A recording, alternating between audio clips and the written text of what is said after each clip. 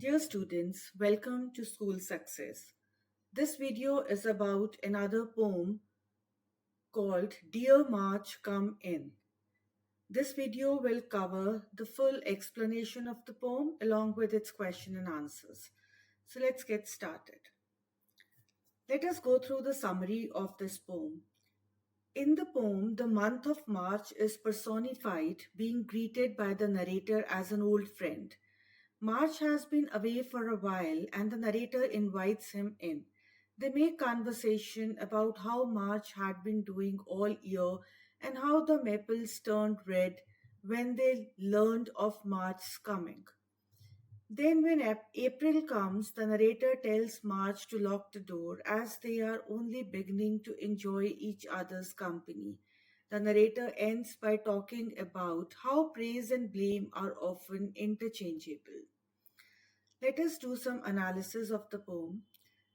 The poem is told in the form of a dialogue in which the narrator speaks to March.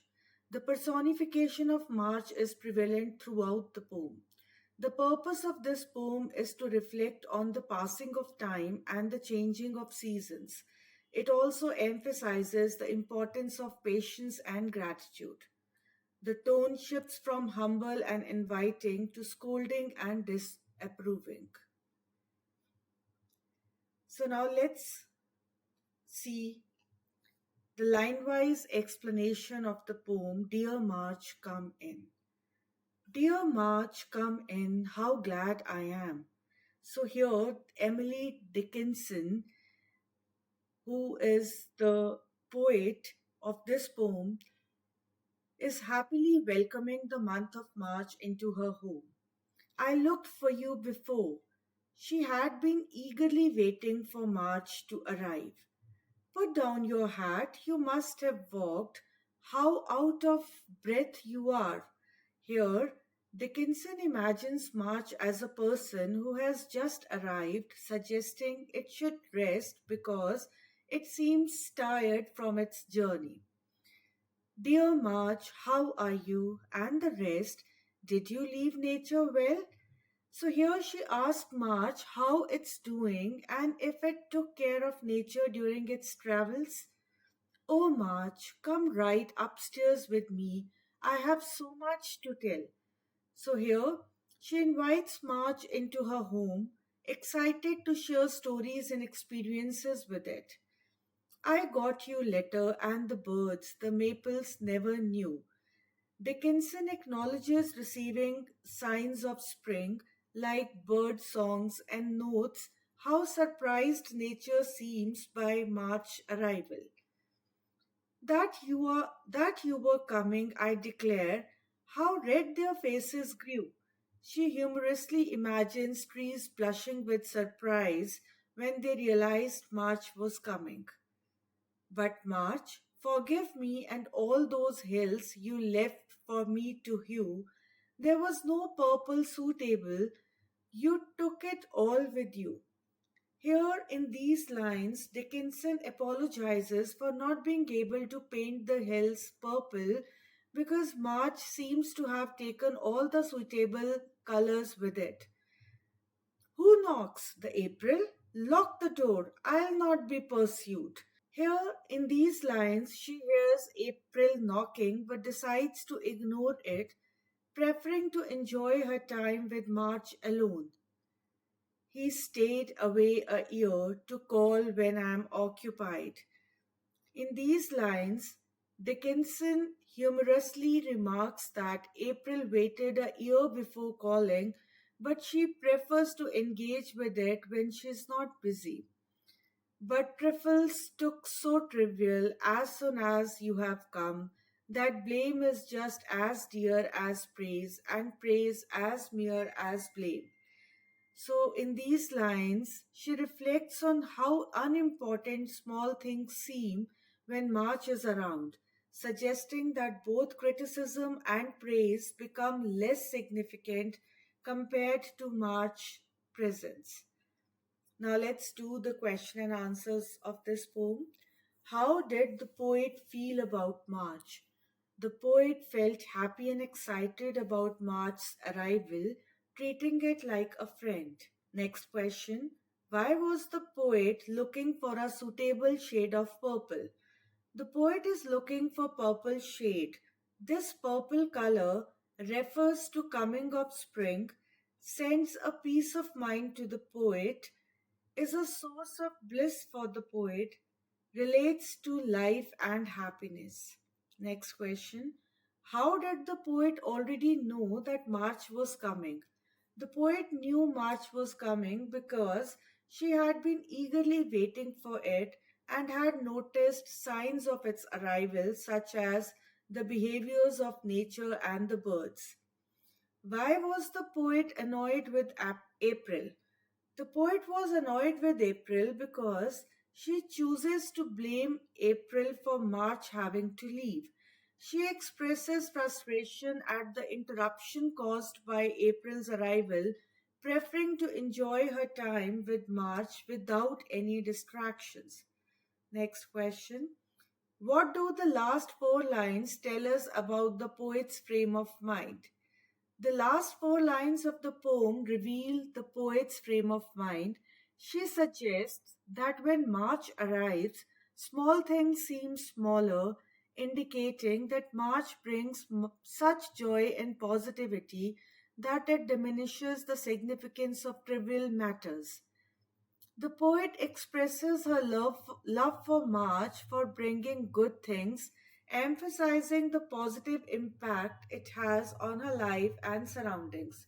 However, there's a sense of resentment or disappointment as well, as March eventually leaves, taking away its goodness and leaving her longing for its return. Moving on, read these lines from the poem and answer the questions that follow. How out of breath you are. Question is, why was the visitor out of breath? The visitor was out of breath because the poet imagined March as a person who had walked a long way to get to her home. What was the visitor wearing? The visitor was imagined to be wearing a hat. Which three questions did the speaker ask immediately after this? Immediately after the line, how out of breath you are, the speaker asked the following three questions. Dear March, how are you? And the rest, did you leave nature well? Next question. How did the arrival of the visitor make the speaker feel? The arrival of the visitor, March, made the speaker feel glad and excited. Next question. Why was the poet looking for a suitable shade of purple? The poet was looking for a suitable shade of purple to paint the hills, but she couldn't find one because March had taken all the suitable colors with it. What happened immediately after this? Now, this can be answered in two ways. Immediately after realizing there was no suitable shade of purple, the poet humorously asked March to forgive her for not being able to paint the hills purple, as March seemed to have taken all the suitable colors with it. Or you can answer it like this also. Immediately after this, the poet humorously expresses frustration with March's actions but quickly shifts her attention to April knocking at the door, indicating a change in the poem's focus. Next question. Describe the mood of the poet expressed through these lines. The mood of the poet expressed through these lines is a mix of frustration and humor. She is frustrated that March took all the suitable colors, but she also finds humor in the situation, pretending to hear April knocking and jokingly deciding to ignore it. Moving on. The poem shows a range of poet's emotions. Explain this statement. The poem shows the poet feeling many different things. At first, she is very happy and excited because March is coming. She talks to March like it's a person, which is playful and fun. But then she gets a little frustrated because she wanted to paint the hills purple, but all the good colors are gone because March took them. Even though she's annoyed, she finds it funny too. She pretends to hear April knocking at the door and decides to ignore it wanting to spend more time with March.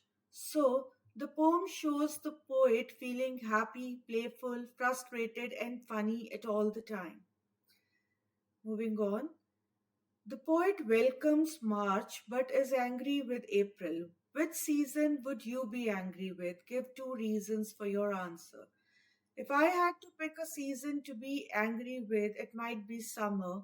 Summer can make me upset because it gets really hot sometimes. When it's too hot, it's hard to do fun things outside, and it can even be dangerous if it gets too hot for too long. Moreover, there are lots of bugs in the summer, like mosquitoes and flies. They can be super annoying, buzzing around and bothering us all the time. So I might get angry with summer because of the heat and all the bugs that comes with it. Write the theme of the poem Dear March Come In. The poem Dear March Come In beautifully portrays the poet's love for nature. With gratitude in her heart, she eagerly welcomes March, embracing the beauty it brings. Through patience, she savors each moment, understanding that waiting for spring is worth it. The poet reminds us to live in the moment, appreciating the wonders of nature that surround us. List the poetic devices used in the poem, quoting the line in which it is used. So, the various poetic devices used in the poem are personification, alliteration, free verse, symbolism, simile. So, now let us quote the line in which these poetic devices are used in the poem. Personification. How out of breath you are. Personification of the month of March, treating it as a person who's tired. Alliteration. But trifles look so trivial. Alliteration of the T sound in trifles and trivial, emphasizing the insignificance of small matters. Free verse. The entire poem is written in free verse without a specific rhyme scheme or meter. Symbolism. I have so much to tell. Symbolism of the poet's excitement and eagerness to share her thoughts and experiences with March, representing the arrival of spring and new beginnings. Simile. But March, forgive me. The poet uses the word like to compare her apology to March to a direct forgiveness. Though it's not a direct simile, it conveys a similar meaning. How did the arrival of the visitor make the speaker feel? The arrival of the visitor, March, made the speaker feel excited, happy, and overjoyed. She eagerly welcomed March into her home, expressing her delight and eagerness for its presence. So, students, that is all about the poem Dear March, Come In. The full explanation, line by line, the question and answers, and the theme. I hope you liked the video. For more of such videos, please like and subscribe my channel, School Success. Till then, happy learning and thank you.